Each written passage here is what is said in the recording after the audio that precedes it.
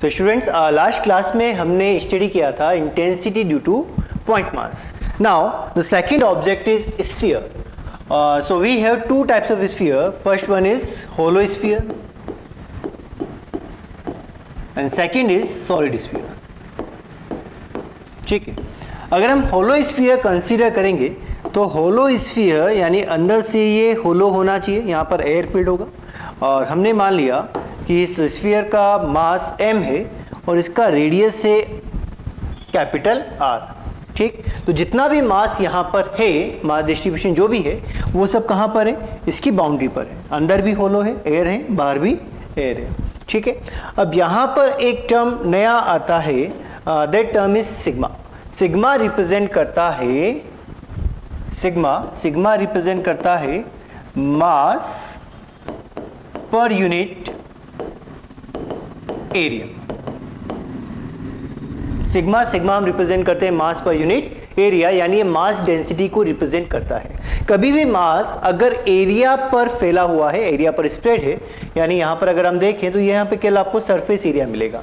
ठीक है ना. तो सरफेस एरिया पर अगर मास है तो आप उसको रिप्रेजेंट कर सकते हैं मास पर यूनिट एरिया से. और सिग्मा बनेगा क्या, ध्यान दें, sigma is equal to mass पर यूनिट एरिया. और स्फीयर आपने लिया होलो स्फीयर का surface area 4 pi capital R square. तो कभी अगर हमें सिग्मा की टर्म में दिया जाएगा तो सिग्मा और मास को एक दूसरे के साथ हम कन्वर्ट कर सकते हैं. Same as mass is equal to sigma multiply by 4 pi capital R square.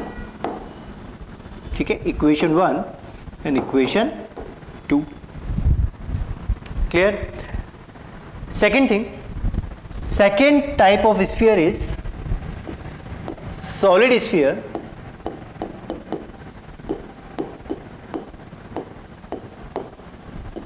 For example earth. तो अर्थ एक सॉलिड स्फीयर है, या हम बोल सकते हैं कि जो हम रबर बॉल लेकर आते हैं, लेदर बॉल लेकर आते हैं, वो एक सॉलिड स्फीयर है. इसका मतलब यहाँ जो मास रहेगा वो पूरे वॉल्यूम के अंदर स्प्रेड रहेगा. ठीक है. मास हमने कंसीडर किया कैपिटल M, रेडियस हमने कंसीडर किया कैपिटल R, यानी टोटल स्फीयर का जो मास है वो कैपिटल M है. और अगर हम वॉल्यूम कंसीडर करें तो वॉल्यूम यहाँ पर रहेगा 4/3 पाई R क्यूब. ठीक है, बिकॉज हम कंसीडर कर रहे हैं सॉलिड स्फीयर.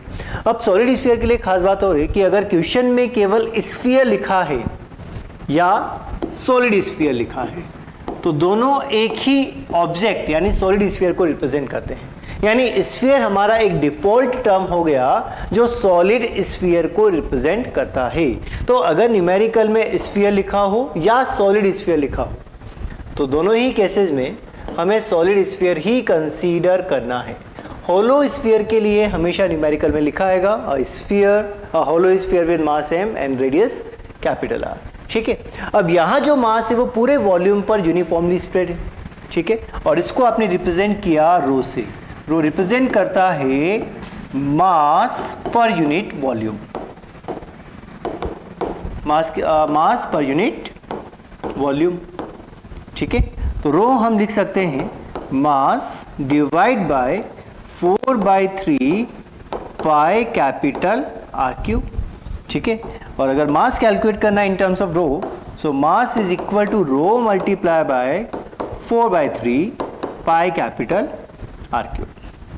ठीक. तो मास एंड मास डेंसिटी दोनों को हम इंटर रिलेट कर सकते हैं, दोनों को रिलेट कर सकते हैं. मास दिया है तो रो कैलकुलेट किया जा सकता है, रो दिया है तो मास कैलकुलेट किया जा सकता है. ठीक है. और ये दोनों फॉर्मेट हम तब यूज कर रहे हैं जब आपको यूनिफॉर्म मास डिस्ट्रीब्यूशन गिवन हो. ठीक है ना. आपको बोला गया कि सब जगह पे यूनिफॉर्मली मास डिस्ट्रीब्यूटेड है तो आप डायरेक्टली अप्लाई कर सकते हैं कि rho is equal to mass divide by volume. Clear.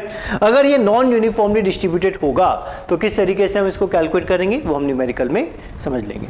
ठीक है. तो we have two types of sphere. First one is hollow sphere, second one is solid sphere. So first point, gravitational field intensity due to hollow sphere. ठीक. और 3 locations हमें given है, inside, surface and outside. तो 3 point पर हमें intensity calculate करना है due to hollow sphere. ठीक. Mass capital M, radius capital R. Centre से 3 पॉइंट आपने लोकेट करें. फर्स्ट पॉइंट है आपका आउटसाइड में, जिसको आपने आउट से रिप्रेजेंट कर दिया। सेंटर से इसका डिस्टेंस हमने कंसीडर किया स्मॉल आर। सेकेंड पॉइंट रहेगा सरफेस पर, और सरफेस वाले का डिस्टेंस कितना रहेगा कैपिटल आर। और थर्ड पॉइंट हम कंसीडर कर रहे हैं इनसाइड में, यानी जो पॉइंट है वो स्फीयर के अंदर ही कहीं पे लाई कर रहा है, और इसका भी सेंटर से डिस्टेंस हमने स्मॉल आर कंसीडर कर लिया। ठीक, अब इंटेंसिटी कैसे कैलकुलेट करें ड्यू टू एन स्फीयर। ध्यान दें कि जो स्फीयर पे डिस्ट्रीब्यूशन है मास का वो एक यूनिफॉर्म डिस्ट्रीब्यूशन है, ठीक है। और किसी भी मास ऑब्जेक्ट से अगर हम आउटसाइड में चले जाएं, ठीक, तो हम ये कंसीडर कर सकते हैं कि यहाँ जो मास है वो इसके सेंटर पे कंसंट्रेटेड है। तो अगर हम आउटसाइड वाले पॉइंट पर हैं तो मास आपको कैसा मिलेगा कंसंट्रेटेड एट सेंटर। तो सेंटर पे अगर कंसंट्रेट होगा तो क्या हमें पॉइंट मास दिखेगा, और पॉइंट मास के कारण इंटेंसिटी कितना आता है, intensity due to point mass is GM by small r square, यानी GM by distance square and direction towards the mass. ये पॉइंट क्लियर हुआ। यानी कभी भी हम किसी ऑब्जेक्ट से बहुत अधिक दूरी पर हैं, बहुत लार्ज डिस्टेंस पर हैं, तो डिस्टेंस लार्ज होने के कारण ऑब्जेक्ट आपको कैसा दिखेगा पॉइंट मास, और पॉइंट मास के कारण इंटेंसिटी कितना आता है -GM बाई डिस्टेंस स्क्वायर, ठीक है।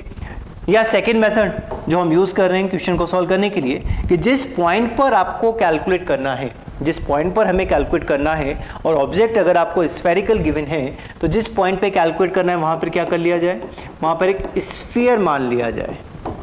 तो हमने यहाँ पर एक इमेजिनरी स्फीयर बना दिया जिसका रेडियस कितना है स्मॉल आर। अब इस इमेजिनरी स्फीयर के अंदर टोटल मास कितना है बताओ। अब ये जो इमेजिनरी स्फीयर आपने बनाया पर्पल कलर का, इसके अंदर टोटल मास कितना है, टोटल मास तो m ही रहेगा, ठीक। और सेंटर से इसका डिस्टेंस कितना आ रहा है स्मॉल आर आ रहा है। तो क्या यहाँ पे इंटेंसिटी सॉल्व किया जा सकता है, बिल्कुल सॉल्व किया जा सकता है। तो फर्स्ट पॉइंट इंटेंसिटी हम कैलकुलेट कर रहे हैं 8 आउटसाइड पॉइंट्स, ठीक है। और इंटेंसिटी सॉल्व कैसे की जाएगी, वापस से एक बार समझिए कि जिस पॉइंट पे कैलकुलेट करना है वहां पर एक स्फीयर बना दो, और स्फीयर के अंदर का टोटल मास कितना वो हम देखें।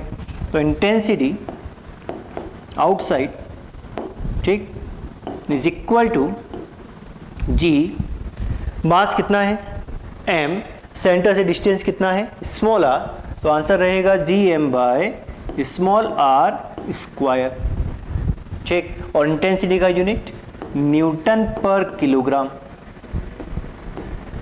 तो फॉर्मूला आ गया E out is equal to GM by small r square. कोई डाउट। वेक्टर फॉर्म में अगर इसको कन्वर्ट करना है तो you can write E out vector. अब वेक्टर आते ही यहां पर माइनस आ जाएगा, बिकॉज जो डायरेक्शन है वो towards centre, towards the object होना चाहिए। यहां पर आप रिप्रेजेंट करेंगे आर कैप, और आगे सॉल्व करना है तो GM by r cube into r vector से भी सॉल्व किया जा सकता है, ठीक है। तो सेकेंड फॉर्मेट जो आपने यहाँ पे डिराइव किया है ये वेक्टर फॉर्म में फॉर्मूले को रिप्रेजेंट करता है। मैग्नीट्यूड अगर पूछा गया तो answer GM by small r square, with direction पूछा गया या वेक्टर फॉर्म में अगर पूछा गया तो फिर आंसर रहेगा -GM by small r square r cap. Clear. Second point है सरफेस पर। सरफेस पॉइंट पर अगर आपको कैलकुलेट करना है तो स्फीयर भी यहीं पर बनेगा, और इस स्फीयर का टोटल मास कितना रहेगा वो m ही रहेगा, और सेंटर से डिस्टेंस कितना रहेगा कैपिटल R रहेगा। तो सेकेंड पॉइंट एट सरफेस, यानी सेंटर से डिस्टेंस कितना हो गया कैपिटल R। तो E सरफेस हम कैलकुलेट कर रहे हैं तो वैल्यू रहेगा total mass enclosed by the sphere m and distance from the center r square, magnitude and with direction minus GM by r square और r cap। और ये जो r cap डायरेक्शन है वो towards the center of mass या toward the mass होना चाहिए, ठीक। Third point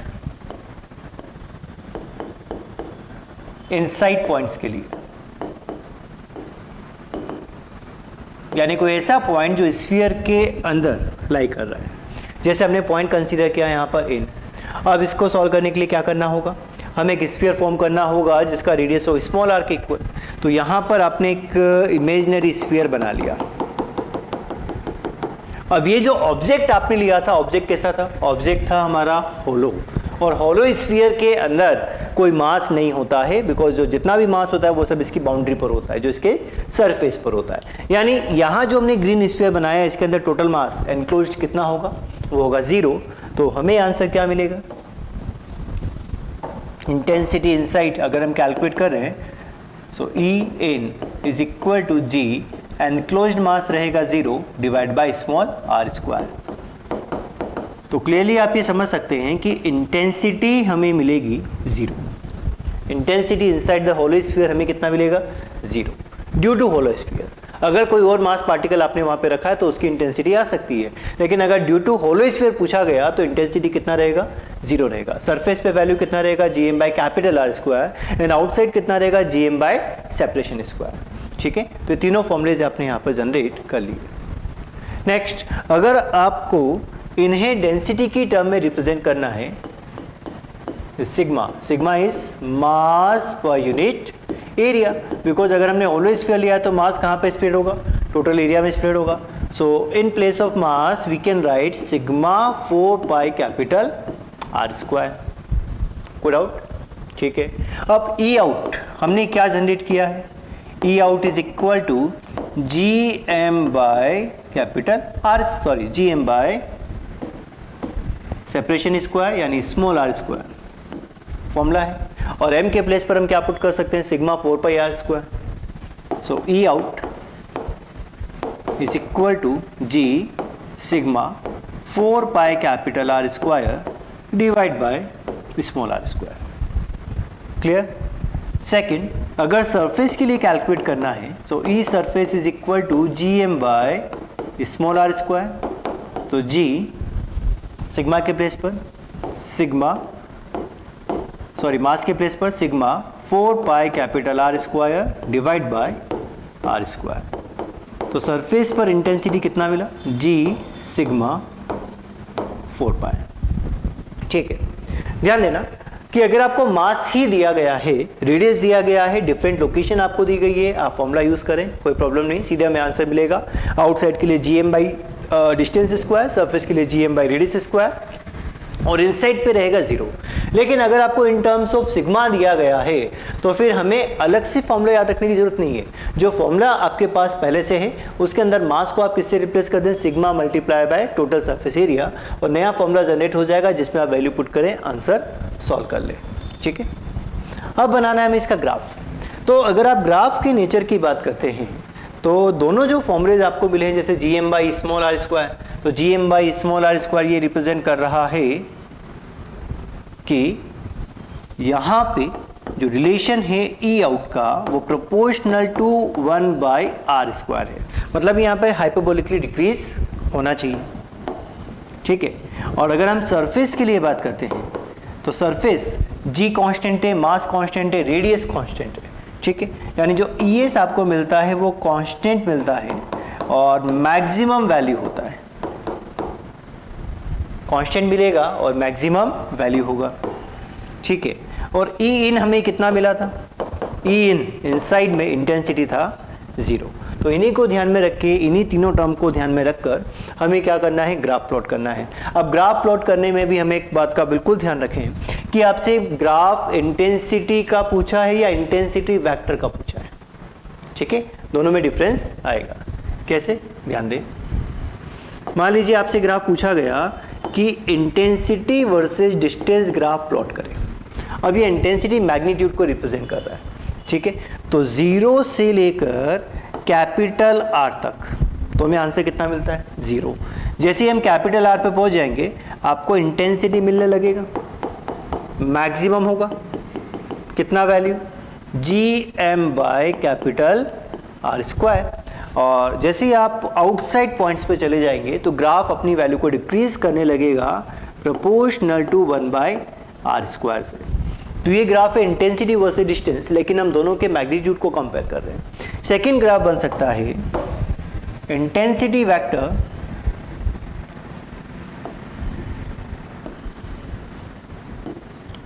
vector versus distance में। अब इंटेंसिटी वेक्टर है, मास पॉजिटिव होता है, पॉइंट मास के लिए जिस तरीके का ग्राफ बनेगा सेम ग्राफ यहाँ पर भी बनना चाहिए, बिकॉज दोनों का फॉर्मूला सेम आया, gm/r² with minus sign r cap. ठीक है, तो जो ग्राफ आपने बनाया था वो second quadrant and fourth quadrant में प्लॉट किया था पॉइंट मास के लिए। तो यहाँ पे भी अगर आप वेक्टर फॉर्म में रिप्रेजेंट कर रहे हैं तो वेक्टर फॉर्म में हमें रिजल्ट लिखना होगा E vector is equal to minus gm/r² r cap outside point के लिए, और माइनस gm/कैपिटल R² r कैप वो सरफेस पॉइंट के लिए। तो पॉइंट ये है कि जब तक हम जीरो से कैपिटल आर तक नहीं पहुंचेंगे तब तक तो आंसर जीरो, इंटेंसिटी जीरो। जैसे ही कैपिटल आर पे पहुंचेंगे अब इंटेंसिटी आपको मिलने लगेगा, जिसका मैग्नीट्यूड रहेगा gm/r², लेकिन डायरेक्शन हो गया नेगेटिव, इसलिए यहाँ पे नेगेटिव रिप्रेजेंट कर दिया। फिर जैसे जैसे डिस्टेंस बढ़ने लगेगा ग्राफ अपनी वैल्यू को इंक्रीज करेगा टिल इन्फिनिटी पे आते आते वैल्यू हो जाएगा जीरो। तो इंटेंसिटी वेक्टर के साथ अगर आपको ग्राफ पूछा गया है तो ग्राफ फिर सेकंड क्वाड्रेंट और फोर्थ क्वाड्रेंट में बनना चाहिए। अगर हमें मैग्नीट्यूड का ग्राफ पूछा गया है तो फिर वो फर्स्ट क्वाड्रेंट में बनना चाहिए। ठीक है, लेकिन नोटेशंस पे बिल्कुल हमें ध्यान रखना है कि ग्राफ पूछा किस में गया है, वेक्टर फॉर्म में पूछा गया है या मैग्नीट्यूड फॉर्म में पूछा गया है। मैग्नीट्यूड नेगेटिव नहीं होगा, इसलिए जो ग्राफ बनेगा वो फर्स्ट क्वाड्रेंट में ही बनेगा। Next point, gravitational field intensity due to solid sphere m, यानी मास m गिवन है, रेडियस कैपिटल R गिवन है। ठीक है, 3 पॉइंट वापस हमने लोकेट कर दिए। फर्स्ट पॉइंट हमने कंसीडर किया आउटसाइड में, सेकंड पॉइंट हमने कंसीडर किया सरफेस पर। आउटसाइड पॉइंट का डिस्टेंस हमने सेंटर से कंसीडर कर लिया स्मॉल r, सरफेस पॉइंट का जो डिस्टेंस रहेगा वो कैपिटल R, बिकॉज वो उसका रेडियस बनेगा। इसको आपने कैपिटल R से रिप्रेजेंट कर दिया। थर्ड पॉइंट हमने कंसीडर किया इनसाइड में, यानी यहाँ पर आपने कहीं पॉइंट कंसीडर कर लिया और इसका डिस्टेंस सेंटर से आपने स्मॉल r कंसीडर किया। ठीक है, अब इन तीनों पॉइंट पे क्या करना है, हमें इंटेंसिटी कैलकुलेट करना है। तो फर्स्ट हम इंटेंसिटी कैलकुलेट कर रहे हैं एट आउटसाइड पॉइंट्स। क्या होलो स्फीयर और सॉलिड स्फीयर के लिए आउटसाइड पॉइंट के डेरिवेशन में कोई डिफरेंस आएगा? नहीं आएगा। क्यों नहीं आएगा, ध्यान से देखें, बिकॉज अगर मैं आउटसाइड पॉइंट के लिए कैलकुलेट कर रहा हूं तो यहां पर ही एक इमेजिनरी स्फीयर बनेगा। तो एक इमेजिनरी स्फीयर बन गया विद रेडियस स्मॉल r, और इस इमेजिनरी स्फीयर के अंदर टोटल मास कितना एनक्लोज्ड है, यानी यहाँ पर जो एनक्लोज मास रहेगा उसका वैल्यू कैपिटल M ही रहेगा, बिकॉज यहाँ जो स्फीयर आपको गिवन है वो कैपिटल M, मास कैपिटल M है, रेडियस कैपिटल R का गिवन है। ठीक है, तो E आउट हम कैलकुलेट कर रहे हैं, तो E आउट का मैग्नीट्यूड मिलेगा gm/r², और वेक्टर फॉर्म में आप इसको रिप्रेजेंट कर सकते हैं E out vector is equal to minus gm/r² r cap. ठीक है, यानी आउटसाइड पॉइंट में कोई वेरिएशन नहीं आया, सेम फॉर्मूला हमें मिल गया। सेकंड पॉइंट हम कैलकुलेट कर रहे हैं सरफेस के लिए, तो अब यहाँ पर आपको एक स्फीयर बनाना पड़ेगा, और यहाँ जो स्फीयर बनेगा उसके अंदर टोटल एनक्लोज मास कितना रहेगा, वो कैपिटल M ही रहेगा, यानी सरफेस फॉर्मूले में भी कोई चेंज हमें नहीं मिलेगा। Second, intensity due to solid sphere at surface. तो ऑब्वियस बात है कि जब आपने स्फीयर फॉर्म किया तो उसी स्फीयर के अंदर सारा मास आ गया। ठीक है, तो टोटल एनक्लोज मास कितना रहा gm, और सेंटर से डिस्टेंस कैपिटल R² रेडियस। ठीक है, तो E surface vector is equal to minus gm/कैपिटल R² r कैप, और जो डायरेक्शन रहेगा वो towards the centre of the mass रहेगा, direction towards the centre of the mass, यही माइनस को रिप्रेजेंट कर रहा है। ठीक है, थर्ड केस इंपॉर्टेंट है, समझिए। थर्ड पॉइंट हमें कैलकुलेट करना है इनसाइड पॉइंट के लिए।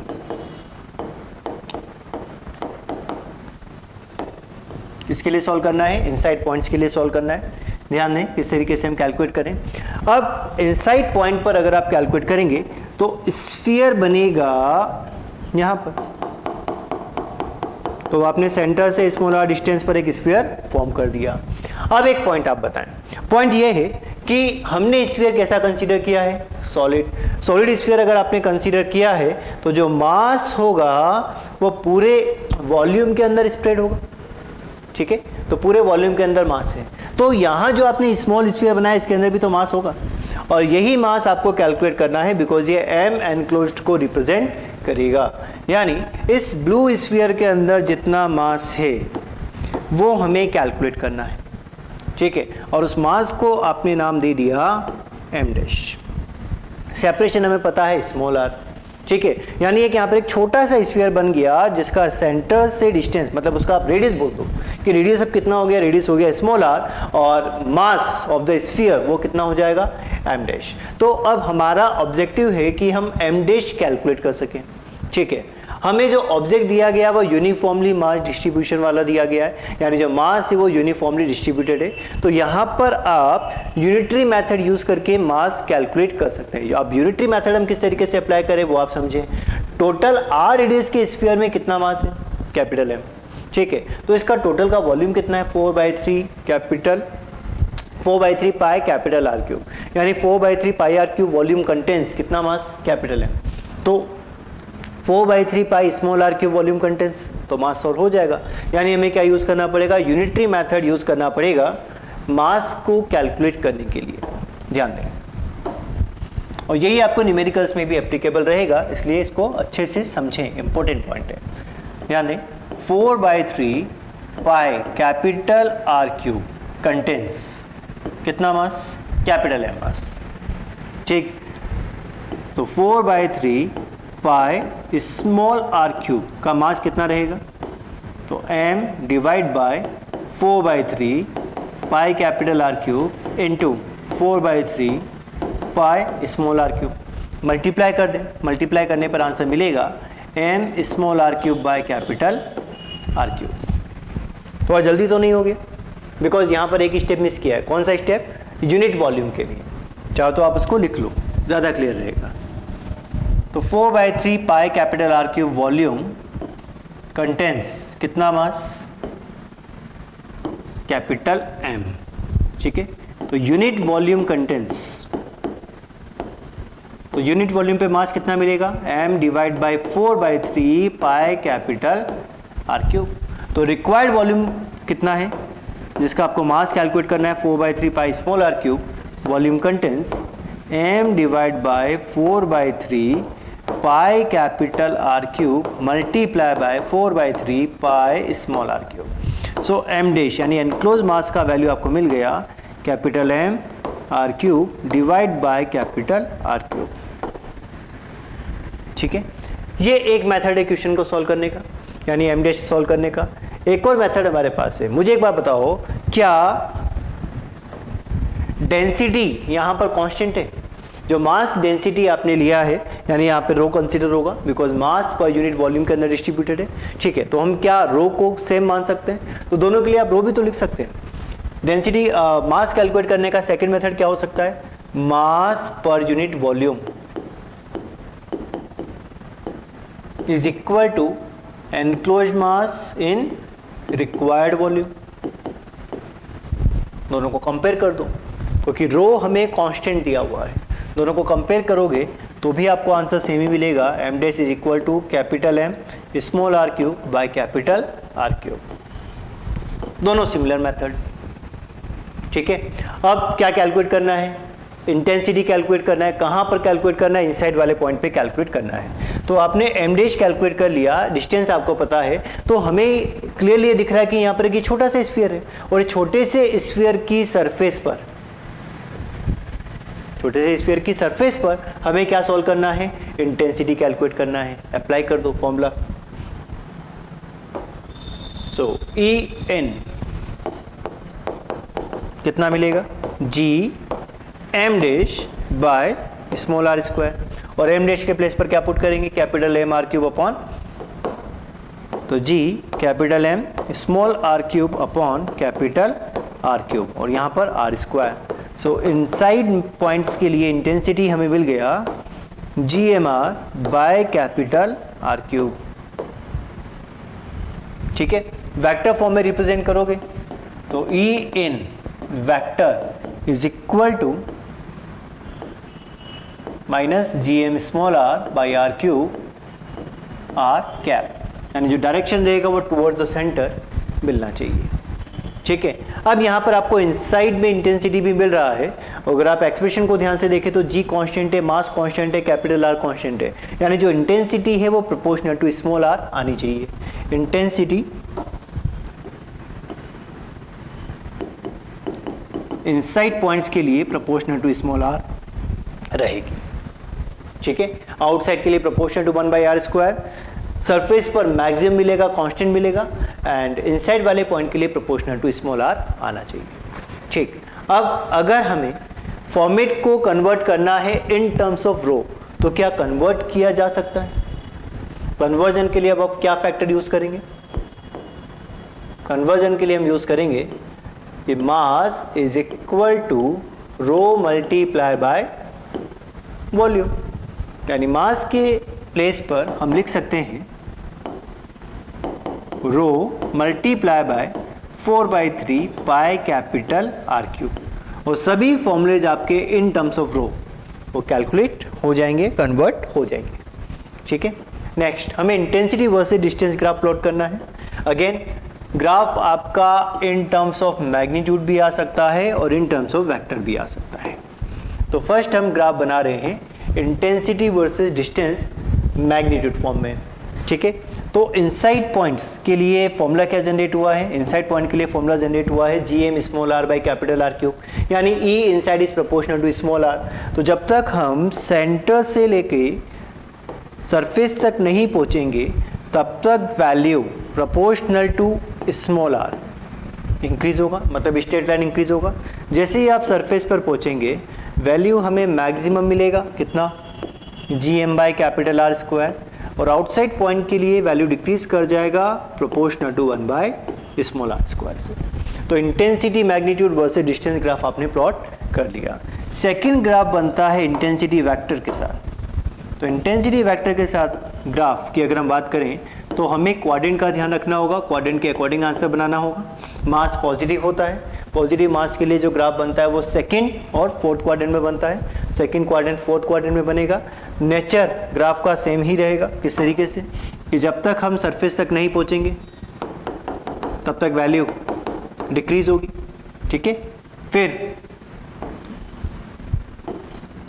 जीरो की तरफ अप्रोच कर जाएगी जैसे जैसे हम इन्फिनिटी की तरफ बढ़ेंगे, और मैग्नीट्यूड यहाँ पर रहेगा GM/r², नेगेटिव साइड में है इसलिए यहाँ पर आपने माइनस मेंशन कर दिया।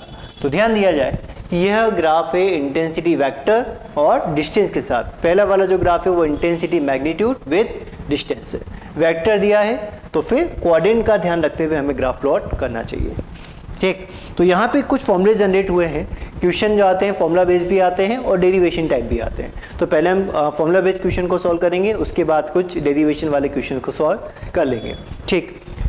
ध्यान दें कि आउटसाइड के लिए दोनों इंटेंसिटी फॉर्मूले सेम है, GM by separation square, surface के लिए GM बाय रेडियस स्क्वायर, और इनसाइड में अगर हम कैलकुलेट करते हैं तो होलो स्फीयर के लिए आंसर आता है due to hollow sphere intensity 0 at inside point, and solid sphere अगर आपको गिवन है तो फॉर्मूला बनता है GM small r by capital R cube, जहां पर स्मॉल r सेंटर से डिस्टेंस है और कैपिटल R उसका रेडियस है।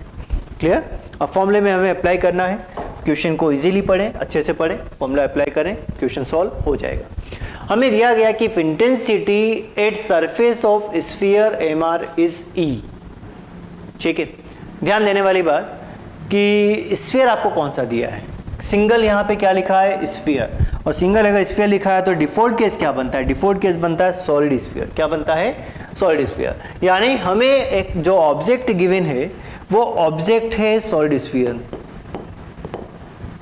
ठीक, जिसका मास कितना है m, रेडियस कितना है r, और इंटेंसिटी हमें कहाँ दिया गया? इंटेंसिटी हमें दिया गया है एट द सरफेस। सरफेस पर इंटेंसिटी कितना होता है?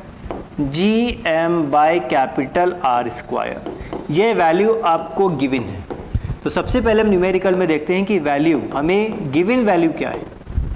तो वैल्यू आपको गिवन है GM by capital R² is equal to E। Now we have to find intensity at a distance r/2 and 2r from the center। तो पॉइंट r/2, पॉइंट r/2 आप कहाँ लोकेट करोगे? पॉइंट r/2 मतलब ये point यहाँ पे locate हुआ, और पॉइंट कौन सा रहेगा? इनसाइड रहेगा, और स्मॉल r का वैल्यू कितना है? r/2। सेकेंड पॉइंट जो आपको कैलकुलेट करना है उसका डिस्टेंस कितना है सेंटर से? वो है 2r, और 2r पॉइंट कहाँ चला जाएगा? आउटसाइड पे चला जाएगा, ठीक है। तो दोनों के फॉर्मूलेज आपको पता है कि सॉलिड स्फीयर के लिए इनसाइड हम सॉल्व करते हैं GM small r by capital R cube, and outside के लिए सॉल्व करते हैं GM बाई स्मॉल r² से, और उसको गिवन वैल्यू से कंपेयर कर देंगे, ठीक है, तो फर्स्ट हम कैलकुलेट कर रहे हैं distance r/2। When small r is equal to r/2, तो पॉइंट लाई करेगा इनसाइड द स्फीयर, और इनसाइड द स्फीयर के लिए इंटेंसिटी मिलता है gm small r by r³ से। वैल्यू पुट करें तो gm r/2 r³, तो gm बाय 2r²। ये वैल्यू किसका है? E इनसाइड का वैल्यू है। अब गिवन वैल्यू क्या है उससे कंपेयर करके देखो। गिवन वैल्यू है कि G capital M by r², ये रिप्रेजेंट करता है E को, ठीक है। तो यहाँ पे GM बाई कैपिटल r² है, तो इनसाइड पॉइंट पर इंटेंसिटी कितना बना? E/2। तो this is your answer, because जो टर्म्स हमें गिवन होती है, गिवन टर्म में ही हमें आंसर मिलना चाहिए। सेकेंड पॉइंट, सेकेंड लोकेशन क्या है? When small r is equal to 2r, यानी सेंटर से कैपिटल 2r डिस्टेंस पर हमें इंटेंसिटी कैलकुलेट करना है, ठीक है। तो पॉइंट कहाँ लाई कर रहा है? आउटसाइड में, और आउटसाइड वाले पॉइंट के लिए इंटेंसिटी का फॉर्मूला क्या है? gm by separation square, so gm by 2 capital R square, so gm by 4r², और gm by capital R² represent कर रहा है कैपिटल E को, सो E आउट कितना कैलकुलेट हुआ? Capital E by 4। तो this is your required answer. यानी numerical solve करना इजी है। पहली बात फॉर्मूला हमें याद होना चाहिए, तो ऐसे क्लैरिफिकेशन होना चाहिए कि स्फीयर कौन सा दिया है, सॉलिड स्फीयर दिया है या होलो स्फीयर दिया है, ठीक है। कोई ना कोई एक गिवन टर्म होगा, गिवन टर्म के अकॉर्डिंग हमारे जो आंसर्स हैं वो रिक्वायर्ड टर्म के अंदर कन्वर्ट हो जाने चाहिए। तो पहले आप उसको जनरल फॉर्मूले से सॉल्व करें, बाद में रिक्वायर्ड फॉर्मेट के अंदर कन्वर्ट कर दिया जाए। Next, if intensity at a distance 2r from centre of a hollow sphere capital MR is E, then find intensity at a distance r/2 and capital R। ध्यान दें, हमें गिवन है यहाँ पर एक solid sphere, sorry hollow sphere. तो hollow sphere आपको given है जिसका मास है कैपिटल M, रेडियस है कैपिटल R, एंड इंटेंसिटी हमें गिवन है एट अ डिस्टेंस 2r, यानी इस E आउट, ये E आउट वैल्यूज आपको गिवन है। तो E आउट फॉर्मूला क्या होता है?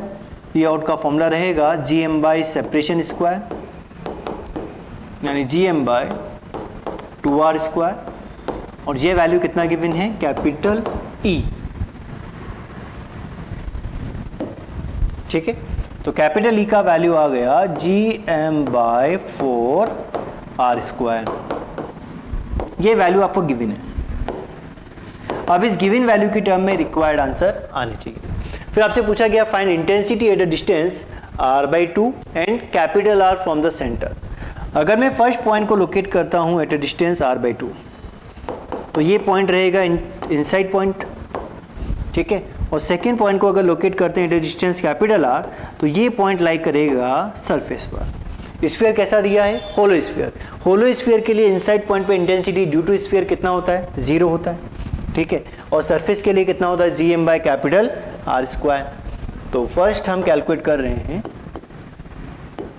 Eight small r is equal to capital R/2। तो पॉइंट कहाँ लाई करेगा? इनसाइड में, और इनसाइड पॉइंट के लिए होलो स्फीयर के कारण इंटेंसिटी कितना होता है? 0। तो डायरेक्ट आंसर क्या है? 0। Second, when small r is equal to capital R, यानी पॉइंट है आपका सरफेस पर। सरफेस के लिए हम कैलकुलेट करते हैं, formula is gm by capital R², clear. और रिक्वायर्ड टर्म, गिवन टर्म क्या है? गिवन टर्म है हमें gm by 4 capital R² is equal to E। तो gm बाय कैपिटल R² क्या बनेगा? 4E, ठीक है। तो यहाँ से आप कंपेयर करें from equation number 1, you can right 4 times of E। ये वैल्यू यहां पर बनी। कोई डाउट? ठीक है। अब एक पॉइंट आप समझें ग्राफ के अकॉर्डिंग, समझना ध्यान से, है ना। कोई कभी कभी हमें न्यूमेरिकल मिलता है तो हमें क्लियर होना चाहिए। मुझे एक बात बताओ कि इस ग्राफ में मैक्सिमम वैल्यू कितनी बार आई है? मैक्सिमम वैल्यू आई है एक बार, कहाँ पर आई है? सरफेस पर। ठीक है, जीरो कितनी बार आया? जीरो आया 2 बार। पहला तो आया सेंटर पे, दूसरा हमें मिलेगा इन्फिनिटी पे जाके। ठीक है ना, तो इन्फिनिटी पे भी अगर हम कंसीडर करें तो वैल्यू बन जाएगा जी, बिकॉज फॉर्मूला है G M by small r square. Small r के प्लेस पर अगर आप इन्फिनिटी पुट करोगे तो आंसर कितना मिल जाएगा? 0। मतलब 2 जगह पे 0 होता है, एक इन्फिनिटी पॉइंट पर और एक सेंटर पे। अब 0 और मैक्सिमम के अलावा जितनी भी वैल्यूज है वो कितनी बार जनरेट होती हैं? वो जनरेट होती है 2 बार। कहाँ पे? जैसे मान लीजिए आपको बोला गया कि हमें वैल्यू चाहिए जी एम बाई 2r स्क्वायर, तो ये वैल्यू कितनी बार जनरेट होगी? 2 बार। एक पॉइंट आपको मिलेगा जो इनसाइड द स्फीयर लाई करेगा, सेकंड पॉइंट आपको मिलेगा जो आउटसाइड द स्फीयर लाई करेगा। यानी मैक्सिमम और 0 के अलावा सॉलिड स्फीयर में इंटेंसिटी, हर इंटेंसिटी कितनी बार आती है? 2 बार आती है। एक बार इनसाइड द स्फीयर, दूसरी बार आउटसाइड द स्फीयर। ध्यान रखना। नाउ नेक्स्ट क्वेश्चन इज, हमें गिवन एक होलो स्फीयर। हमें क्या गिवन है? होलो स्फीयर गिवन है। और क्वेश्चन में पूछा गया कि अगर इस होलो स्फीयर को 2 पार्ट में कट कर दें, इक्वल पार्ट हो अनइक्वल पार्ट हो, कैसे भी हो, 2 पार्ट में कट कर दें, तो जिस पॉइंट पर आपने कट किया वहां पे 2 पॉइंट आगे, एक पॉइंट लिखा आपने P और एक पॉइंट लिखा आपने Q। और पूछा गया कि कंपेयर EP एंड EQ, यानी point P and point Q पर इंटेंसिटी हमें क्या करना है? कंपेयर करना है। क्वेश्चन समझ में आया? अब ध्यान देने वाली बात, स्फीयर कैसा दिया है? Hollow sphere. होलो स्फीयर की इंटेंसिटी इनसाइड द स्फीयर कितनी होती है? इंटेंसिटी हमें मिलता है 0। ई इन कितना होता है? 0। अब ई इन 0 होने का क्या मतलब है? ध्यान से समझें कि इसके ऊपर जितना भी मास है और इसके नीचे जितना भी मास है, ये जो लाइन आपने लिखी है, ये जो लाइन जो आपने कट करी है, इस लाइन से ऊपर जितना भी मास होगा उसके कारण जो इंटेंसिटी आएगी वो टुवर्ड्स द ऑब्जेक्ट आनी चाहिए। ठीक है, और इस लाइन के नीचे जितना भी मास है उसके कारण जो इंटेंसिटी आएगी वो भी टुवर्ड्स द मास यानी टुवर्ड्स द ऑब्जेक्ट आनी चाहिए। ये बात समझ में आई? Total intensity inside the hollow sphere कितनी होती है? वो हमेशा रहेगी 0। किसी भी पॉइंट पे आप कैलकुलेट करो, यहाँ भी कैलकुलेट करोगे 0, यहाँ कैलकुलेट करोगे 0, यहाँ कैलकुलेट करोगे 0, सेंटर पे कैलकुलेट करोगे 0। इसका मतलब इन सभी पॉइंट पे इंटेंसिटी कितनी आ रही है? 0 आ रही है। तो किसी भी जगह से अगर आप इसको कट करें तो बिल्कुल जो कटिंग वाला पॉइंट होगा वहाँ पे इंटेंसिटी टुवर्ड्स द मास, और जो उसके नीचे वाला पॉइंट होगा वहाँ पे भी intensity towards the mass. Total आनी कितनी चाहिए? 0 आनी चाहिए। तो आप क्या बोल सकते हैं? ध्यान से समझना कि जो EP वेक्टर है उसका value negative of EQ vector के इक्वल होना चाहिए, तभी इंटेंसिटी हमारी 0 आ सकती है, बिकॉज दोनों की डायरेक्शन तो क्या है? अपोजिट है। और क्या बोल सकते हैं कि दोनों का मैग्नीट्यूड वो इक्वल है, यानी intensity magnitude of intensity at point P and point Q is equal. अगर हम डायरेक्शन को कंसीडर करें तो दोनों की डायरेक्शन एक दूसरे के अपोजिट आनी चाहिए, क्योंकि 2 वेक्टर्स दोनों का मैग्नीट्यूड इक्वल, डायरेक्शन अपोजिट, तभी उनका रिजल्टेंट क्या आ सकता है? 0 आ सकता है। ठीक है, तो ध्यान रखना इस टाइप के क्वेश्चंस के लिए, ये इंपॉर्टेंट पैटर्न है। ठीक, नोट करें।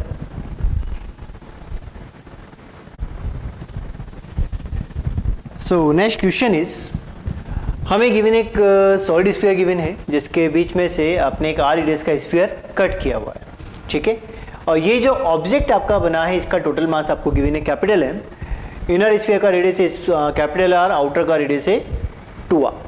Now find gravitational field intensity at a distance 3r/2 from the centre of given sphere having uniform mass distribution. यानी जो मास डिस्ट्रीब्यूशन आपको गिवन है वो यूनिफॉर्म मास डिस्ट्रीब्यूशन गिवन, और जिस पॉइंट पर इंटेंसिटी कैलकुलेट करना है वो कितनी डिस्टेंस पर है?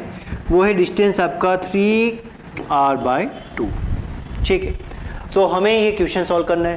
अब स्फीयर आपको गिवन है सॉलिड। हमारा ऑब्जेक्टिव ये होना चाहिए क्वेश्चन सॉल्व करने का कि जिस पॉइंट पर इंटेंसिटी कैलकुलेट करनी है तो उस पॉइंट पर हम सबसे पहले एक इमेजिनरी स्फीयर बना दें और उस इमेजिनरी स्फीयर के अंदर टोटल मास कितना है वो हम फाइंड कर लें। ठीक है, तो ये पॉइंट तो इस इमेजिनरी स्फीयर की सरफेस पर आ जाएगा और फॉर्मूला हम डायरेक्ट अप्लाई कर लेंगे GM बाई सेपरेशन, मतलब 3r/2 स्क्वायर। अब एक डाउट ये हो सकता है कि सर हमने फॉर्मूला GM स्मॉल r/r³ क्यों यूज नहीं किया? इसलिए यूज नहीं किया बिकॉज यहाँ से जो पार्ट है ये कट किया हुआ है। ठीक है, इसका मतलब यहाँ की जो इंटेंसिटी रहेगी ड्यू टू दिस पार्ट वो 0 आनी चाहिए, जबकि अगर हम फॉर्मूला यूज़ करेंगे GM small r by capital R cube, तो वहाँ पर इस स्मॉल r रेडियस में जितना मास होगा वो भी कंसिडर किया जाएगा। बात समझ में आ रही है?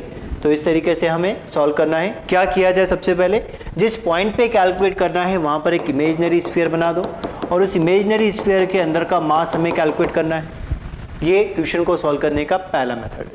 ठीक है, कैसे सॉल्व करें ध्यान से समझें। सबसे पहले हमने क्या किया कि आपने देखा कि जो मास है वो आपको स्फीयर गिवन है, सॉलिड स्फीयर, तो सॉलिड स्फीयर है तो पूरे वॉल्यूम के अंदर स्प्रेड होगा, तो हमें कंपेयर करना पड़ेगा रो को। रो रिप्रेजेंट करता है आपके मास पर यूनिट वॉल्यूम को। ठीक है, तो जो बड़ा वाला स्फीयर है इसका मास कितना, इसका मास m, इसका वॉल्यूम कितना, तो बड़ा वाला स्फीयर का वॉल्यूम है 4/3 pi 2 capital R cube minus 4/3 pi small r cube. ठीक है, तो यहाँ पे वॉल्यूम बनेगा 4/3 pi 2 capital cube minus R cube. Required mass आ जाएगा m डैश। इस मास को आपने कितना रिप्रेजेंट कर दिया कि इस स्फीयर के पास जो मास है वो है m डैश। ठीक है, ये जो ब्लू स्फीयर 3r/2 डिस्टेंस पर डिवाइड बाय इट्स वॉल्यूम, तो वॉल्यूम कितना रहेगा। अब इस बार जो बड़ा स्फीयर बन रहा है वो 3r/2 रेडियस का बन रहा है, छोटा स्फीयर जो बन रहा है वो r रेडियस का बन रहा है, दोनों को आप कंपेयर कर दें तो 4/3 pi 3r/2 cube minus r cube. ठीक है, 4/3 पाई cancel out and m 8r cube minus 7r cube r cube, तो 7r क्यूब। ठीक है, is equal to m dash 3/2 का क्यूब, यानी वैल्यू यहाँ पर रहेगा 27/8। ठीक है, 27 3 क्यूब 2 क्यूब 8 माइनस 1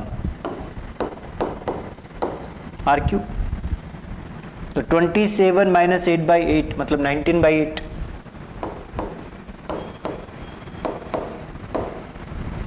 ठीक, सोल्व आप कर सकते हैं माइनस करके, तो यहाँ से आपको m डैश का वैल्यू मिल गया, r क्यूब कैंसिल आउट हो जाएगा and m dash is equal to 19m/8 into 7। ठीक है, यानी 19m/56, ये आपको मिला m डैश। अब क्या करना है, हमें इंटेंसिटी कैलकुलेट करना है। तो यहाँ जो आपने ब्लू वाला स्फीयर बनाया जिसका रेडियस हो गया 3r/2 और इसके अंदर टोटल मास कितना आ गया 19m/56, ये कैलकुलेशन पार्ट है।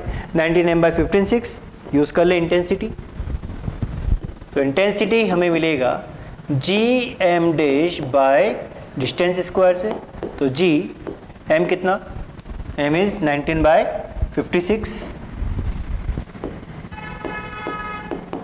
कैपिटल M एंड सेंटर से डिस्टेंस यानी उसका रेडियस वो कितना आ गया 3r/2 स्क्वायर। सॉल्व करें तो g 19g/m divide by 56 multiply by 3 तो 9 capital R square and 4 multiplication.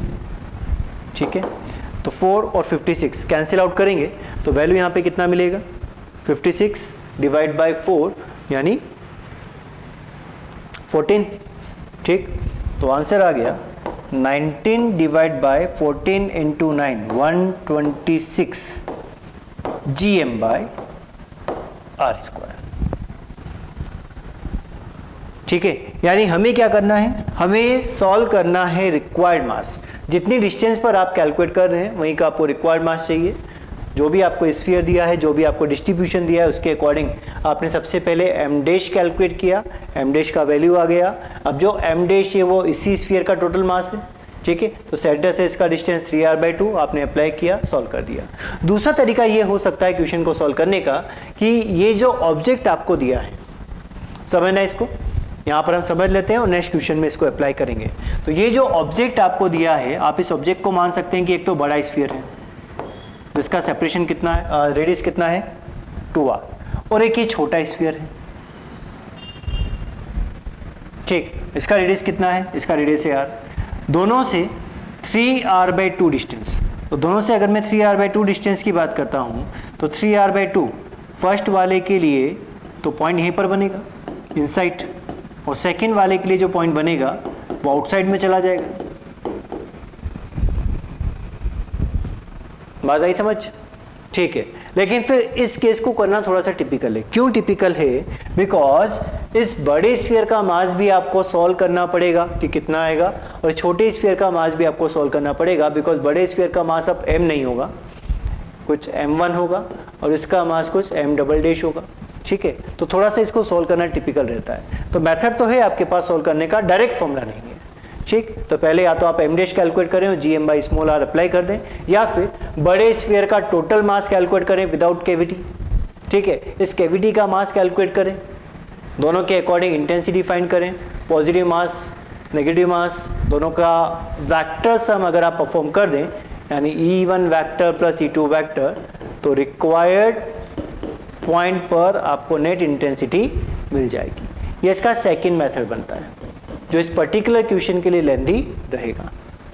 Next format देखें, इस फॉर्मेट में हम उसको अप्लाई कर सकते हैं इजीली। ध्यान दें, हमें एक ऑब्जेक्ट यहां पर गिवन है, ठीक, जिसका टोटल मास m है। क्वेश्चन आप लिखें, a sphere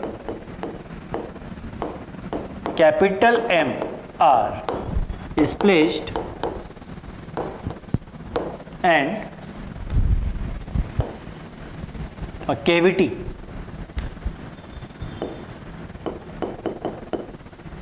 is created of the cavity of radius r/2 is created as shown. Find gravitational field intensity at point A and B. सबसे पहले आपको दिया गया कि इस स्फीयर का टोटल मास था कैपिटल M, जिसका रेडियस था कैपिटल R। अब इसमें से यहाँ पर एक कैविटी को क्या कर दिया गया, हटा दिया गया, कि यानी यहाँ पर एक कैविटी क्रिएट कर दी गई। इतने मास को आपने क्या कर दिया, स्कूप आउट कर दिया, और स्कूप आउट करके यहाँ पर एक कैविटी को क्रिएट कर दिया। कैविटी क्रिएट करने के बाद अब आपसे पूछा गया कि पॉइंट ए और पॉइंट बी पर इंटेंसिटी कितनी होगी। ठीक है, अब पॉइंट क्या है वो आप समझें। टोटल मास m कितनी रेडियस पे आपको दिया गया है, r पे, तो क्या मैं r/2 के लिए मास सॉल्व कर सकता हूँ? बिकॉज मेरा ऑब्जेक्टिव ये है क्वेश्चन को सॉल्व करने का कि हम ये मान सकते हैं कि एक तो ये बड़ा स्फीयर है जिसका टोटल मास कितना है m, रेडियस कितना है r, और एक ये छोटा स्फीयर है जिसका मास मैंने कंसीडर किया m', जिसको भी आप सॉल्व करेंगे, और इसका रेडियस कितना है r/2। दोनों को आपने अलग अलग कर लिया, और दोनों की इंटेंसिटी का अगर वेक्टर सम कर दिया जाए तो required point A and B पर आप इंटेंसिटी कैलकुलेट कर सकते हैं। मेन पॉइंट ये है कि जो स्कूप आउट वाला पार्ट होता है, यानी जो कैविटी क्रिएटेड वाला पार्ट होता है, उसका मास हमें कंसीडर करना पड़ता है नेगेटिव। उसका मास हमें क्या कंसीडर करना पड़ता है, नेगेटिव। ठीक, आप ये बोल सकते हैं कि इस पूरे स्फीयर में से आपने यहाँ पर क्या किया, देखो ये स्फीयर है पूरा, तो यहाँ पे तो पूरा सॉलिड पार्ट है। ठीक है, इसमें अगर मैं इस नेगेटिव मास वाले स्फीयर को रख दूं ऐसे उठा के, तो पॉजिटिव मास m' और नेगेटिव मास मिलके क्या बना देगा, यहाँ पर एक कैविटी को क्रिएट कर देगा। तो न्यूमेरिकल में कैविटी इसी तरीके से क्रिएट की जाती है। किस तरीके से कि एक कंप्लीट ऑब्जेक्ट आप लो, ठीक है, और उसमें जहाँ पे कैविटी क्रिएट करना है तो रिक्वायर्ड मास और रिक्वायर्ड रेडियस का ऑब्जेक्ट आप लो जिसका मास कैसा हो, नेगेटिव, इसको उठा के यहाँ पे रख दो। तो यहाँ पॉजिटिव मास होगा, ये नेगेटिव मास आप लेकर आए, पॉजिटिव मास नेगेटिव मास, टोटल मास हो जाएगा 0। ये क्वेश्चन को सॉल्व करने का केवल एक कॉन्सेप्ट है, ठीक है, मेथड है, तरीका है। ठीक, तो हमारा ऑब्जेक्टिव क्या रहा कि हम m' कैलकुलेट करें। तो m' सॉल्व किया जा सकता है, ऑब्वियस बात है कि रो वो आपको कांस्टेंट दिया गया, रो मीन्स मास पर यूनिट वॉल्यूम, बिकॉज आपको कुछ नहीं बोला गया कि मास यूनिफॉर्मली डिस्ट्रीब्यूटेड है या नॉन यूनिफॉर्मली डिस्ट्रीब्यूटेड है। तो जब तक नॉन यूनिफॉर्मली नहीं बोला जाए तो डिफॉल्ट केस तो यूनिफॉर्मली डिस्ट्रीब्यूशन का ही रहेगा। इसका मतलब यहाँ पे रो कांस्टेंट आना चाहिए, और आप m' इजीली कैलकुलेट कर सकते हैं। कैसे, ध्यान दो, कैपिटल M मास कितने वॉल्यूम में स्प्रेड है, 4/3 पाई कैपिटल R क्यूब। उसमें से आपने r/2 रेडियस का एक स्फीयर स्कूप आउट कर लिया। तो m डैश अगर मुझे कैलकुलेट करना है तो 4/3 पाई r क्यूब, ये तो हो गया कैंसिल आउट, और m is equal to m dash divide by 1/2 का क्यूब यानी 1/8। So m dash is equal to m/8, यानी जो छोटा स्फीयर आपने स्कूप आउट किया है उसका मास कितना है, m/8। तो ये हो गया -m/8। क्लियर। अब मुझे कहाँ कैलकुलेट करना है, फर्स्ट इंटेंसिटी सेंटर पे। तो अगर सॉलिड स्फीयर है तो सॉलिड स्फीयर के सेंटर पे इंटेंसिटी कितना मिलता है, 0, बिकॉज फॉर्मूला है gm small r by capital R cube, और स्मॉल r रिप्रेजेंट करता है कि सेंटर से डिस्टेंस कितना। तो सॉलिड स्फीयर के सेंटर पे इंटेंसिटी कितना रहेगा, वो 0 रहेगा। और इस सेकेंड स्फीयर के ये पॉइंट कहाँ पे लाई कर रहा है, सरफेस पे। तो सरफेस के अकॉर्डिंग फॉर्मूला क्या रहेगा, gm बाई रेडियस स्क्वायर। तो फर्स्ट हम इंटेंसिटी कैलकुलेट कर रहे हैं पॉइंट ए पर, ध्यान देना। तो यहाँ पे दो स्फीयर्स आपके पास है, पहला है कंप्लीट स्फीयर और सेकंड है कैविटी। ठीक है। अब क्वेश्चन को सॉल्व करने के दो मेथड, या तो हम इसको वेक्टर फॉर्म में कैलकुलेट करें या फिर आप मैग्नीट्यूड वाइज कैलकुलेट कर लें। दोनों मेथड आप समझे। मानो अगर मैं इसको वेक्टर फॉर्म में लिख रहा हूं तो वेक्टर फॉर्म में पॉजिटिव मास के कारण जो इंटेंसिटी बनेगी वो टुवर्ड्स द मास, ठीक। नेगेटिव मास के कारण जो इंटेंसिटी बनेगी वो अवे फ्रॉम द मास बननी चाहिए, ठीक है। तो या तो दोनों की डायरेक्शन का ध्यान रखा जाए या फिर हम दोनों के मैग्नीट्यूड को कंपेयर कर लें, किसका मास ज्यादा है। तो इसी के अकॉर्डिंग बिगर वाले स्फीयर के अकॉर्डिंग हमें आंसर मिलना चाहिए कि बिगर वाले का इंटेंसिटी माइनस स्मॉलर वाले का इंटेंसिटी, ठीक है। तो बिगर वाले की डायरेक्शन में हमें आंसर मिल जाएगा। अब जो ए पॉइंट है वो कहाँ लाई कर रहा है, वो बिगर वाले के सेंटर पे लाई कर रहा है। पॉइंट यहाँ बनेगा ए। अगर मैं ए और बी पॉइंट दोनों को यहाँ पे डिनोट करूँ तो पॉइंट ए बनेगा सेंटर पे और पॉइंट बी बनेगा यहाँ पर जो सरफेस को रिप्रेजेंट कर रहा है।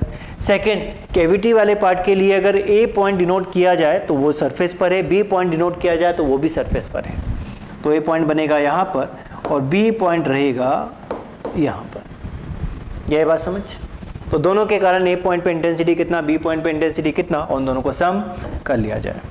ध्यान दें। तो हम मैग्नीट्यूड कंपेयर कर रहे हैं, क्वेश्चन ज़्यादा इजी होता है।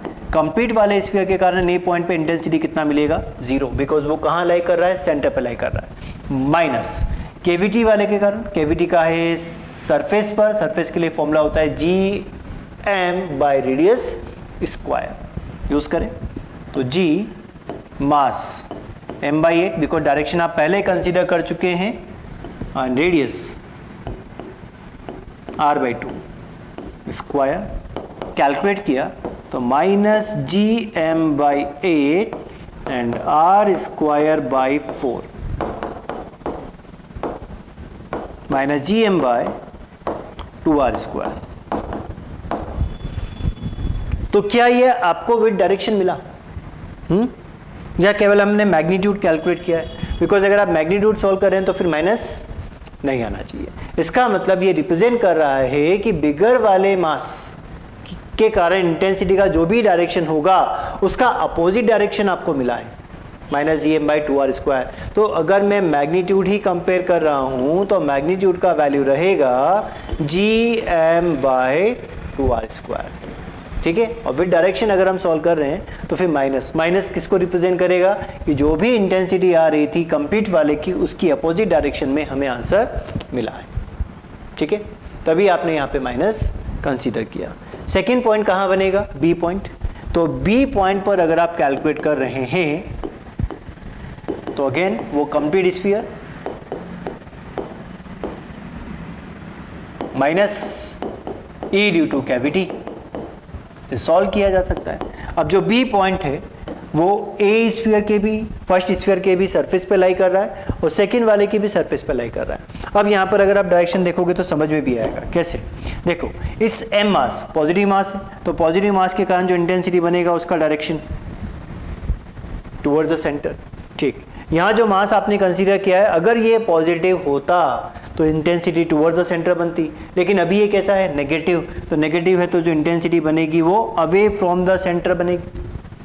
तो दोनों की डायरेक्शन आ गई अपोजिट, और जो आंसर हमें मिल रहा है वो बिगर वाले के अकॉर्डिंग मिल रहा है, मतलब माइनस आई डायरेक्शन में। Clear point. तो हमें क्या करना है, अगेन बिगर में से स्मॉलर वाले की इंटेंसिटी को माइनस करना है, और जो रिक्वायर्ड आंसर होगा वो ईबी वो आपको मिल जाएगा। सरफेस पर है तो वैल्यू रहेगा G M by capital are square minus G M by 8 और उसका radius R by 2 square. Solve कर ले तो G M by are square minus G M by 2 R square. Required answer is G M by 2 R square. Intensity at point B, magnitude आपने calculate कर दिया। ठीक है। तो अगर कैविटी क्रिएटेड है तो कैविटी आप यही माने कि कंप्लीट वाले का मास अगर हमें दिया है, जैसे यहाँ पर आपको दिया था कि कंप्लीट का मास था कैपिटल एम, तो उसके अकॉर्डिंग आपने रिमूव पार्ट का मास निकाल लिया, और रिमूव पार्ट के मास को आप नेगेटिव कंसीडर करेंगे। उसके अकॉर्डिंग जो भी पॉइंट दिए गए हैं वहाँ पे दोनों स्फीयर्स का इंडिविजुअल पहले इंटेंसिटी लिखोगे। डायरेक्शन अगर सेम आ रहा है तो प्लस, अपोजिट आ रहा है तो माइनस। नेक्स्ट हमें दिए गए हैं होलो कंसेंट्रिक कोप्लेनर शेल्स। शेल का मतलब होता है होलो स्फीयर, शेल बोला जाए या बोला जाए होलो स्फीयर, तो एक ही बात है। यानी होलो कंसेंट्रिक कोप्लेनर शेल्स आपको गिवन है, और डिफरेंट पॉइंट आपको दिए गए 1 2 3 4 5 6, सभी पॉइंट पर हमें क्या सॉल्व करना है, इंटेंसिटी सॉल्व करना है। अब ध्यान देने वाली बात यह है कि इंटेंसिटी एक वेक्टर क्वांटिटी है, ठीक है ना। इंटेंसिटी क्वांटिटी कैसी है, वेक्टर क्वांटिटी। अब वेक्टर क्वांटिटी है तो जितने भी आपको मास पार्टिकल्स यहाँ पे दिए गए हैं या मास ऑब्जेक्ट दिए गए हैं, सभी की इंटेंसिटी आनी चाहिए, और सभी की इंटेंसिटी का वेक्टर सम आपको कंप्लीट इंटेंसिटी प्रोवाइड करेगा, बिकॉज इंटेंसिटी सुपरपोजिशन प्रिंसिपल को फॉलो करेगा। ठीक है। तो पहला मेथड तो ये बनता है, मेथड आप समझे कि मान लीजिए मुझे 4 पॉइंट पे कैलकुलेट करना है। हम एक जनरल मेथड समझ रहे हैं पहले। मान लीजिए मुझे 4th पॉइंट पर इंटेंसिटी कैलकुलेट करनी है, तो 4th पॉइंट पे इंटेंसिटी जो मिलेगी वो इस सेंटर पे मास के कारण भी मिलेगी, ये फर्स्ट शेल के मास के कारण भी मिलना चाहिए, और सेकंड शेल के कारण भी मिलना चाहिए। तो इस पॉइंट को आप पकड़ के रखो, 4 नंबर पॉइंट को हमने पकड़ के रखा। अब ये जो पॉइंट है वो ये जो कैपिटल है मास सेंटर पर रखा है, इससे कितनी डिस्टेंस पर है, R2। तो इसकी इंटेंसिटी कितनी मिलेगी, G capital M by R2 square. ठीक है। अब यही जो पॉइंट है ये इस इनर शेल से कहां पर है, इनर शेल के आउटसाइड में लाई करता है। तो शेल के आउटसाइड मतलब होलो स्फीयर के आउटसाइड में जो इंटेंसिटी आती है उसको आप लिखते हैं G mass divide by separation square, distance square से। और यही 4 नंबर पॉइंट आउटर शेल से कहां है, इनसाइड में, और इनसाइड वाले पॉइंट के लिए इंटेंसिटी कितना आता है, होलो स्फीयर के केस में 0 आता है। ठीक है। तो यहां वैल्यू आपको मिलेगा ड्यू टू आउटसाइड स्फीयर 0। वापस से एक बार समझो, 4 नंबर पॉइंट कैपिटल एम मास से कितनी डिस्टेंस पर है, R2 पर, तो उसके लिए इंटेंसिटी बनना चाहिए GM by R2 square, GM by separation square, because ये पॉइंट मास है। सेकंड जो ऑब्जेक्ट आपको गिवन है वो एक स्फीयर गिवन है जिसका मास है m1, रेडियस है r1, और ये जो 4 नंबर पॉइंट है कितनी डिस्टेंस पर है, R2 डिस्टेंस पे, और जो R2 डिस्टेंस वाला पॉइंट है वो स्फीयर से आउटसाइड में है, स्फीयर से आउटसाइड में। तो आउटसाइड वाले पॉइंट के लिए जो फॉर्मूला लगता है वो GM बाई डिस्टेंस स्क्वायर लगता है, तो GM बाई सेंटर से डिस्टेंस R2 स्क्वायर लग गया। और यही 4 नंबर पॉइंट आउटर स्फीयर से कहाँ है, इनसाइड में, बिकॉज 4 नंबर पॉइंट यहाँ पर है और जो शेल आपको दिया है आउटसाइड वाला वो बाहर है। ठीक है। तो इनसाइड वाले पॉइंट के लिए intensity due to hollow sphere वो होता है 0, तो इसलिए आपने लिखा 0। ये हुआ एक मेथड। सेकेंड मेथड क्या बन सकता है, डायरेक्ट कैलकुलेट करने का। डायरेक्ट कैलकुलेट करने के लिए हम क्या यूज करें, समझे ध्यान से, कि जिस पॉइंट पे कैलकुलेट करना है, अगर मैं इस पॉइंट पर एक इमेजिनरी स्फीयर बना दूं, क्या कर दें, हम एक इमेजिनरी स्फीयर बना दें, तो इस इमेजिनरी स्फीयर के अंदर टोटल मास कितना, m और m1, वही इसका आंसर होना चाहिए, बाय डिस्टेंस स्क्वायर। सॉल्व हो गया। तो तो दोनों मेथड आपके पास हैं कि या तो हम क्या करेंगे, जितने भी ऑब्जेक्ट दिए गए सबकी इंटेंसिटी को अलग अलग लिखें। मानो एक ऑब्जेक्ट और बढ़ा दिया तो फिर आपको हर पार्ट को सॉल्व करने के लिए फिर 4 टर्म लिखनी पड़ेगी। या फिर हम ऐसा कर सकते हैं कि हम सीधे हमारे कॉन्सेप्ट का यूज करें कि जिस पॉइंट पे कैलकुलेट करना है उस पॉइंट पर अगर एक इमेजिनरी स्फीयर बना दिया जाए तो उस इमेजिनरी स्फीयर के अंदर का टोटल मास कितना वो आप सॉल्व कर लो, ठीक। और total mass divide by centre से डिस्टेंस स्क्वायर पुट कर दिया जाए, सीधे हमें आंसर मिल जाएगा। दोनों मेथड आपके पास, जो मेथड आपको सही लगे वो आप यूज़ करें। मेरे को सेकंड मेथड ज़्यादा सही लगता है बिकॉज उसका आंसर हमें डायरेक्ट दिखता है, ठीक है। मैं कैलकुलेट कर रहा हूँ सेंटर पे, तो सेंटर पे ड्यू टू फर्स्ट 0 मिलेगा, ये भी सेंटर पर 0, ये भी सेंटर पे 0, ठीक है। तो E1 रहेगा 0 क्योंकि पॉइंट मास की लोकेशन पे due to point mass intensity undefined होती है। बिकॉज इंटेंसिटी के लिए फॉर्मूला आप क्या लिखते हो, gm/r²। और अगर हम इसी पॉइंट पे कैलकुलेट कर रहे हैं जो इस खुद मास की लोकेशन है तो फिर इंटेंसिटी आपको कितनी मिलेगी, अनडिफाइंड, बिकॉज r कितना पुट करोगे 0। तो फर्स्ट पॉइंट पे इंटेंसिटी मिली 0। सेकेंड पॉइंट पर अगर हम कैलकुलेट कर रहे हैं तो सेकेंड पॉइंट पर अगर मैं एक इमेजिनरी स्फीयर बनाऊं, सेकेंड पॉइंट पर अगर हम एक इमेजिनरी स्फीयर बना दें तो इस स्फीयर के अंदर टोटल मास कितना रहेगा, केवल m। तो आंसर क्या मिलेगा, E2 is equal to gm और सेकेंड पॉइंट का distance r1 square. Third point पर अगर मैं बात करूं तो थर्ड पॉइंट आ गया है इनर शेल की सरफेस पर, और यहां पे जब ये स्फीयर बनेगा तो इसके अंदर दोनों मास आ जाएंगे m और m1। तो थर्ड पॉइंट पे intensity gm plus m1 divide by centre से distance r1 square. Fourth point पर आपने फिर एक स्फीयर बनाया, इस स्फीयर के अंदर टोटल मास कितना आया, m और m1, और डिस्टेंस कितना रहा r2। तो आंसर आ गया gm plus m1 and separation r2 square, ठीक है। अब कैलकुलेट कर रहे हैं फिफ्थ पॉइंट पे, तो फिफ्थ पॉइंट आउटर शेल की सरफेस पर है, और जब यहाँ पर आप एक स्फीयर बनाओगे तो तीनों मास एनक्लोज हो जाएंगे, m भी अंदर ही है, m1 भी अंदर है और m2 भी अंदर है। तो फिफ्थ पॉइंट पर अगर इंटेंसिटी हम कैलकुलेट कर रहे हैं तो E5 ये आपको मिलेगा gm plus m1 plus m2 divide by r2 square, ठीक है। अब कैलकुलेट कहाँ पे करना है, 6 पॉइंट पे। तो 6 पॉइंट के लिए क्या करें, एक स्फीयर बना दो। तो जब ये आप स्फीयर बनाओगे तो इस स्फीयर के अंदर टोटल मास आ गया m, m1, m2 और सेंटर से डिस्टेंस कितना रहा, r3, ठीक है। तो 6 पॉइंट पर इंटेंसिटी कितना मिला, E6 is equal to g total mass m, m1, m2 और सेपरेशन सेंटर से r3 स्क्वायर, ठीक है। तो बिल्कुल सिंपल मेथड बनता है कि जिस पॉइंट पे कैलकुलेट करना है वहां पर एक इमेजिनरी स्फीयर बनाओ, इमेजिनरी स्फीयर के अंदर जितना मास होगा, इमेजिनरी स्फीयर के अंदर जितना भी मास होगा वो एनक्लोज मास हो जाएगा और सेंटर से डिस्टेंस वो इसका रेडियस बन जाएगा, और gm/r² आप अप्लाई यानी gm बाय सेपरेशन स्क्वायर आप अप्लाई कर सकते हैं, ठीक है। नोट करें।